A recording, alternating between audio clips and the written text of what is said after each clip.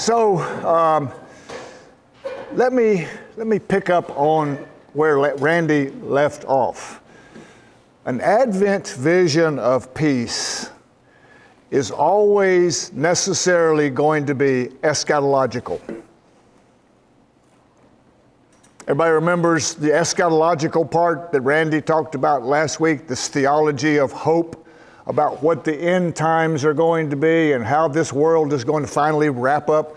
A theology of peace or an Advent vision of peace is always going to necessarily be eschatological in its thinking and in its hoping and in its direction and all of that stuff. Let me read to you or give to you something that my favorite theologian, Walter Brueggemann, has said. At its most critical, peace functions as a theology of hope, a vision of what one day will be, a vision of an assured future. It is a statement against despair and a statement about an unfinished system, how the system can be finished. Everybody with that? So I see some eyes getting bulgy over here. Did I lose you with that? Or it is a vision of how the system we live in finally gets finished and finally gets settled. All of the despair, all of the anxiety, all of the incivilities, all of the ins and all of the isms that we live by and we try to avoid, how all of that gets finally cleaned up and how all of that is finally put in order because the God we serve from the very beginning of creation has always been about order. Now, there are some questionable ways that you can say that God has accomplished that order, and various parts of Scripture can lead us astray as to God's interest in the goodness of order, but God is always interested in returning creation to chapter 2 of Genesis, where it says, "And God said it was good." The hope and the destiny of humankind in God's eyes is to return to the goodness in which we have all been created. Too many theologies start and stop at Genesis 3 about the fall and the sin. That is not the best word about us, and that is not the most critical word about us. The most critical word about us is, "And they are good." So if somebody tells you that the human being is born in sin, you say, no. You got to read chapter 2. You got to read chapter 2. You got to read chapter 1 where it says we are good. Don't stop at chapter 3. Go and get the rest of what God says. Okay? So that's just kind of a introductions. A couple of scriptures that I want to look at tonight, or at least think about tonight. How many of you during Sunday worship actually actively listen to the texts that are being read? And do you actually internalize the texts that are being read? Last week was Isaiah. Last week was what? Mark. Last week was, anybody remember what the psalm was last Sunday? Close. 85. Psalm 85. One of the joys and one of the gifts of being a retired pastor when you go to another church is that you finally get to listen to the other texts. When I was working, the only one I paid attention to, I didn't pay attention to any of them actually because I had already worked on the one I was preaching from, and the other two really didn't matter to me. So I was trying to get, my mind was already where I was going to, what I was going to do. Let's get this stuff kind of out of the way and I'll get on with my thing. And it's, so I am now for the first time in my adult life given the gift of being able to listen to the texts on Sunday morning. And I want to tell you something. The texts are vivid, alive, and they are formative for us. So I encourage you every Sunday, when the texts are being read, to sit back and clear your mind of everything that's there. Do it before they're read so you can get a head start on clearing your minds. Clear your mind of everything is there and let the text fill your mind and let the Lord speak to you through the spoken word. Because if anything, our faith is text driven. Isn't it? Jimmy shaking his head, yes. So I agree with Jimmy, agrees with me, so I'm in good shape.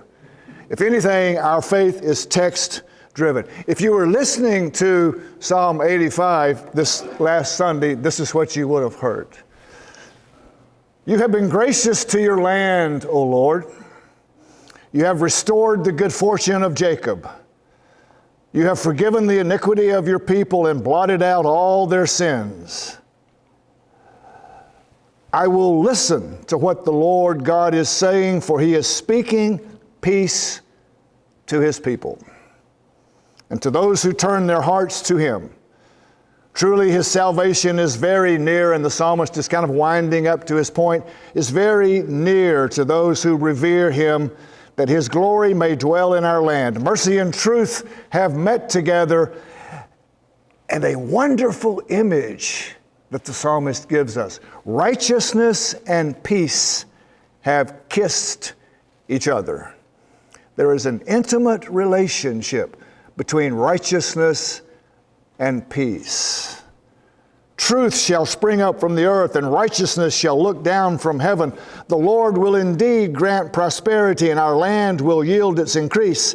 Righteousness shall go before him, and peace shall be a pathway for his feet. Now, what do you hear in that text? Or what do you see in that text? Can anybody see anything from that text? What is it that you hear in that text? Hope. Peace. Is there a covenantal relationship suggested anywhere in that text to you? Salvation is promised, and salvation is peaceful, is it not? That's kind of where we're headed. Salvation in the text is energized by two things: steadfast love and righteousness. Whose steadfast love? Whose righteousness? In the text. God's.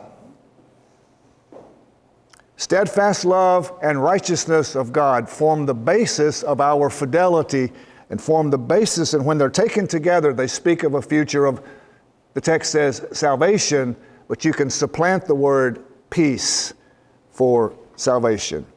Situated together, they make a covenantal arrangement of steadfast love, faithfulness, and righteousness. One more Advent text. Familiar text to you, Micah 5. Jerusalem, but you, O Bethlehem of Ephrathah, who are one of the little clans of Judah, from you shall come forth for me one who is to rule in Israel, whose origin is from ancient days. Therefore he shall give them up until the time when who is in labor has brought forth. Then the rest of his kindred shall return to the people of Israel, and he shall stand and feed his flock in the strength of the Lord, in the majesty of the name of the Lord his God, and they shall live secure. For now he shall be great to the ends of the earth, and he shall be one of peace. Now, if you're a good Jew, who do you have in mind?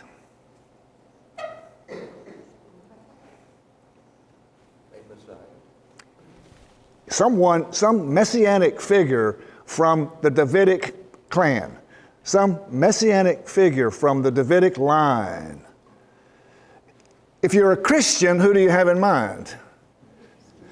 The answer is always Jesus. It's always Jesus. You know, the little kid in Sunday school was given a picture of a lion, and they asked, who is this? And the little kid said, well, I'm going to say Jesus, but it looks like a lion to me, because the answer is always Jesus.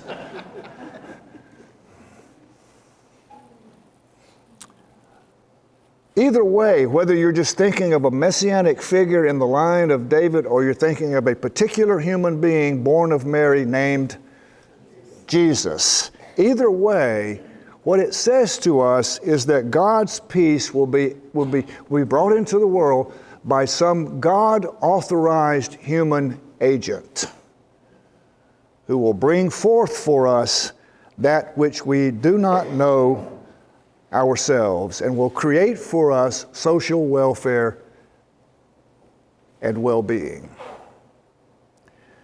Now, in order to understand the particulars of that, you have to read the Gospels. You have to read the story of the one that we claim is the one that Micah is talking about. And so if you're thinking about what are the particulars of this peaceful nation, or this peaceful realm that Jesus will usher into the world, what are the particulars of that?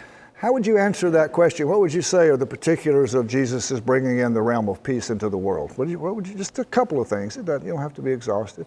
What comes to mind? What did Jesus do to bring peace? The two new commandments. The two new commandments that we hear every single Sunday. My goodness, if you don't know what they are, you're not paying any attention to what's going on Sunday morning. Every Sunday. What else? How was that played out in Jesus' life? Well, let me answer for you. If you're the Samaritan woman at the well who's living in a house of probably disrespect, one of the ways Jesus brought peace to her was attention.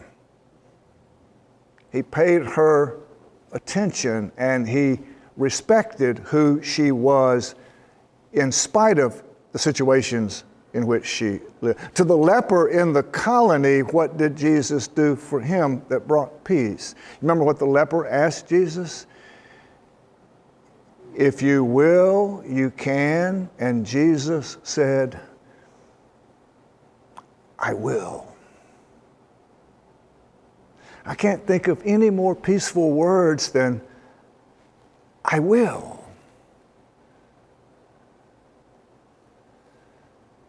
To the sinful woman who is bathing his feet with her hair, he says to her, you are freed, which is another word for forgiven. You are freed from that which binds you. I can't think of a more peaceful offering than that. Can you? To the hungry masses who sat all day and listened to his wisdom and listened to him speak and teach, he said to his disciples when they came up and said, send them away so they can go to Publix and get something to eat, or send them away so they can go to Fazoli's and get something to eat, or send them away so they can go buy their feed. And Jesus said to them, you feed them.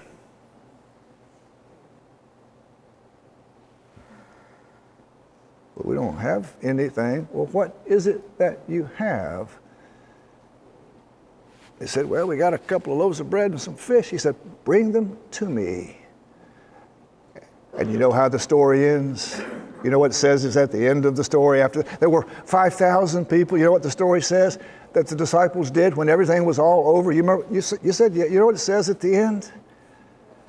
And they gathered up 12 baskets full of what was left over. I can't think of a more peaceful day than 5,000 people being fed with seconds left over.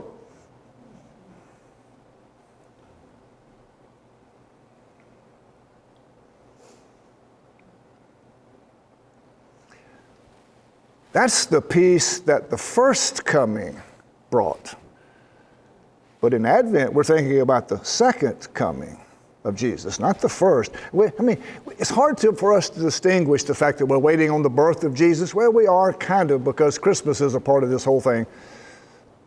But that's not what Advent does. Advent doesn't necessarily wait on the birth of Jesus. It waits on the return of Jesus. Back when I was doing the Eucharist over at, we didn't call it that at the Presbyterian Church, we just called it the Lord's Supper. But when I was doing that, I would say, as often as you eat of this bread and drink of this cup, you proclaim the death of the Lord until he comes again, and he shall come again. Now, we can talk all you want to about all the particulars of the coming, of the second coming. I believe that Jesus will come again. I just don't know exactly how that's going to be, because Jesus himself did not know particularly and exquisitely and exactly how that was going to be. He said, nobody knows. Nobody knows. I don't know. The Father is the only one who knows, and he kept it to himself for now. But Jesus did say something about it. It's in Matthew 24. Does anybody remember? You don't know what that is. Matthew 24. He says, no one knows when the Son of Man will come. Only the Father knows. But here's this. This much I do know. It will be as in the days of Noah. You remember the days of Noah? You know, you've read that story. It's in Genesis 8, 9, and 10. 8, 9. You know that story. Every kid that's ever been in Sunday school knows the Noah story. You've probably seen the little boats. Some of you may have been up to, I mean, isn't there a model or a replica up somewhere in the Midwest? Kentucky. In Kentucky. They got everything in Kentucky. I didn't know Mount Arafat was in Kentucky, but maybe it is. I'm not sure. What happened in the days of Noah? What is the popular rapture kind of thing going on? The Hal Lindsey stuff, he made a fortune telling people what it's going to be, but that stuff is always put in the fiction section of Barnes & Noble's for a reason. What happened in the days of Noah? You remember? God was fed up. God had enough. I guess the Tower of Babel was the final straw, but God had had enough, to the point where God said to God's self, I am sorry I did this.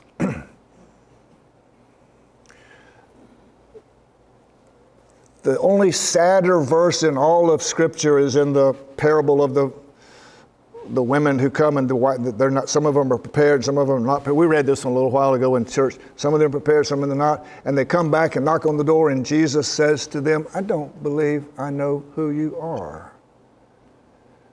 Two of the saddest verses in Scripture are that one and God saying to God's self, I am sad, I regret this creation thing. Because the creation is not so bad. It's those pesky humans that are in there that are they're not satisfied with the gift of life. They want power, they want control, and they don't understand that with that comes oppression, and they won't like that either. But they're not satisfied with just the gift of life, and it makes me sad that I have created all of this for it just to go to pot. And so God decides, enough! Wipe it out. There's only one problem. Everybody is not chaotic. Everybody is not bad. Everybody is not wicked. There is this one guy. There's this one guy. One guy. His name is Noah, and he is righteous. We don't know what he's done to be righteous. The text just says he's righteous. And God said, well, maybe that'll be enough if I can just work with the righteous one and we can rebuild all of this based on righteousness. So Noah, get yourself ready. It's coming. You don't know what rain is, but it's coming. You're going to find out pretty soon what it is. Build yourself a boat. Go get 2 of everything so that we can start all over again with this procreation stuff. You got to have both, boy and girl. All this stuff. Get your family, get everybody together, get in the boat because it's going to start raining, and boy, did it ever. He got all the people in the boat. He got them all in there, and the rain started. 40 days and 40 nights it rained, and there was no end in sight. The text does not lead us to believe that there is any end in sight except this marvelous verse right in the middle of the story, this marvelous verse that says, "And God remembered Noah." Say that another way. And God remembered righteousness. God's wrath was healed by the memory of righteousness. What was it the psalmist said?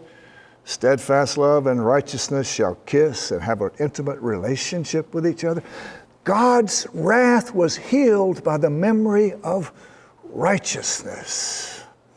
And all of a sudden, the rain stopped and the winds began to blow and the waters began receding. You can read about this at 8, 9, and 10 in Genesis. And the waters began receding, and the dove went out and got the thing, didn't come back. Finally came back with an olive branch, which is the symbol of peace, which is what we're supposed to be talking about. Finally comes back with this branch, and Noah gets hope because the dove brought back peace into the boat. I can imagine the boat was relatively chaotic. Can't you imagine that boat? My goodness alive. And the boat got parked on some dry land, and Noah got out. And what emerged from the boat was the promise, not of destruction, but the promise of righteousness. Whereas once there was chaos, once there was just utter turmoil and utter mischief and utter all kind of stuff, and people shoving each other and trying to poke them out of the way because I wanted to get on top, I want to climb this tower, I want to do this. Now that has been replaced by righteousness. You can hear the word peace there. It's been replaced by order, which is what God has always been about and always will be about.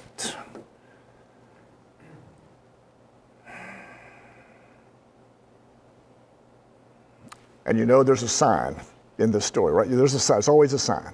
There's a sign. God gives Noah a sign and a covenant and a promise.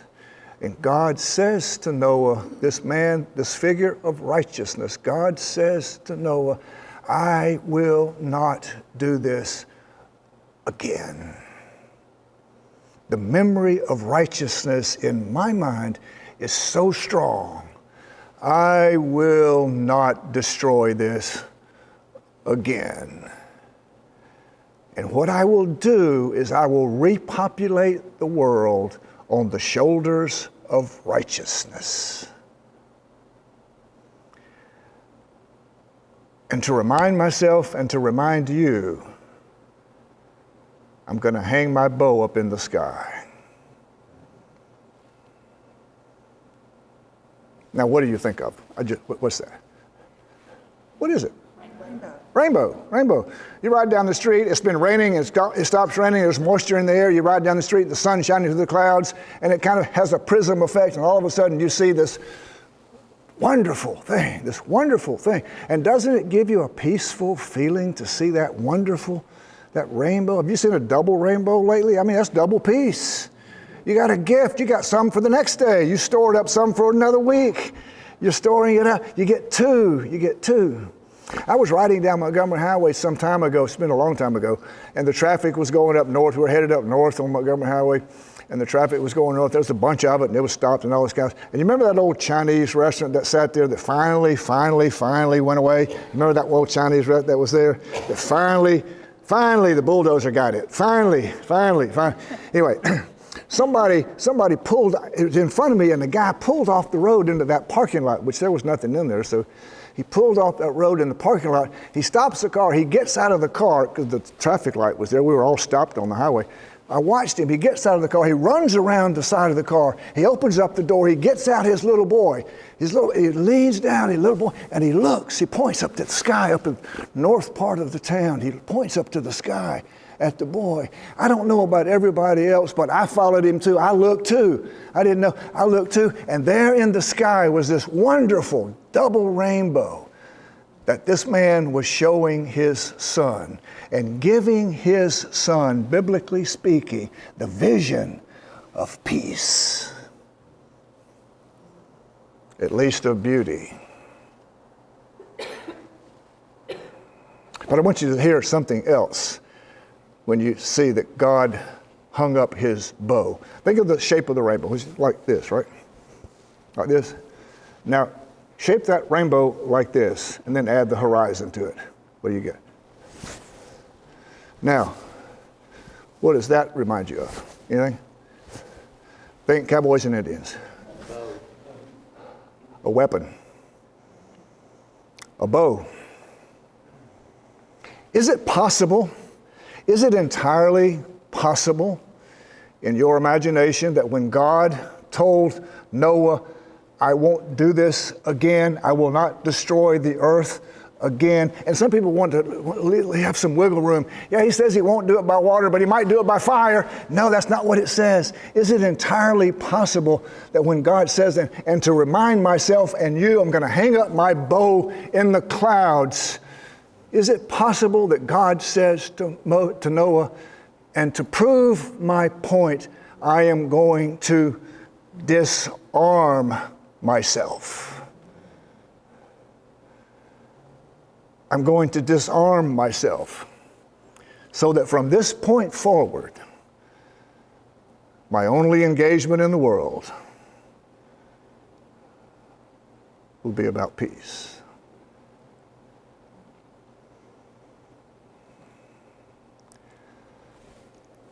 So if that's what we believe about the future, what does it say about now? What does it say about how we do now?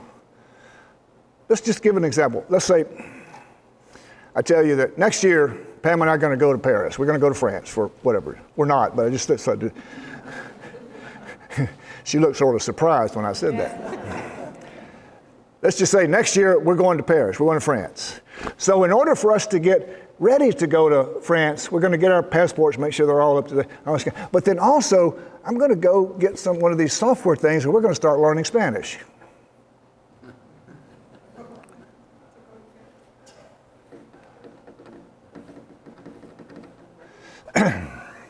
If that's what we're going to do in the future, what am I going to do in the present? I'm going to do something in the present consistent with what I believe about my future, right? So if I believe that the future, God's future for us is about peace, how does that affect my present? Well, maybe I ought to start disarming some things. I mean, I can't solve the armament problem in the world. That's way above my pay grade. But I can affect the world in which I live. I can affect the world that I walk around in. I can affect my relationship with you and with her and with the neighbors in my street and the people that I hang out with. I can affect them. So maybe it's a pretty good idea that I might want to think about some things that I could disarm, that I could hang up in the sky and disarm myself. I think about hatred and animosity. I think about greediness, anxiety and despair. I think about hoarding and all of the things that create inequity in the world and give rise to what is indifferent to peace. I think about pushing and shoving and all that sort of stuff and just basic unkindness. All the things that I can disarm myself of in order to create some world of peace now, because I believe that what God has in mind for the world is peace.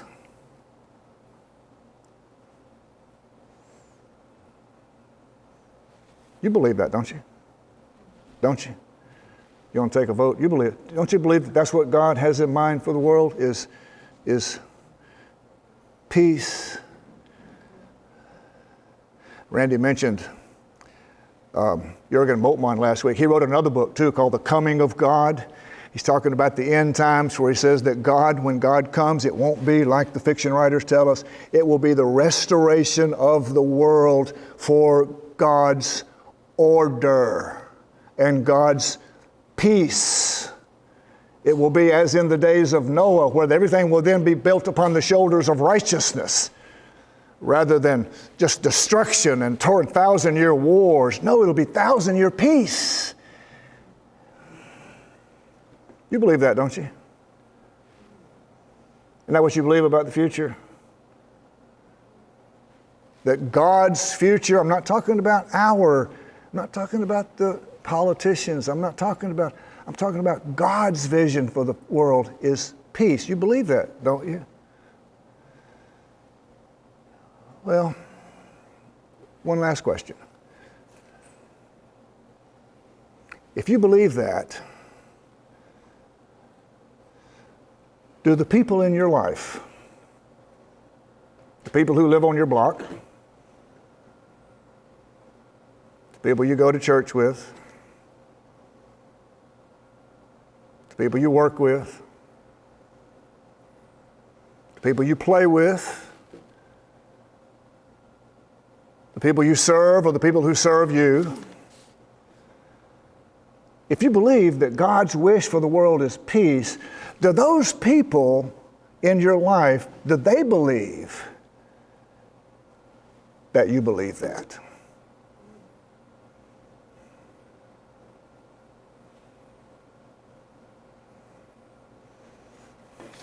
I'm going to Birmingham. That's all I got.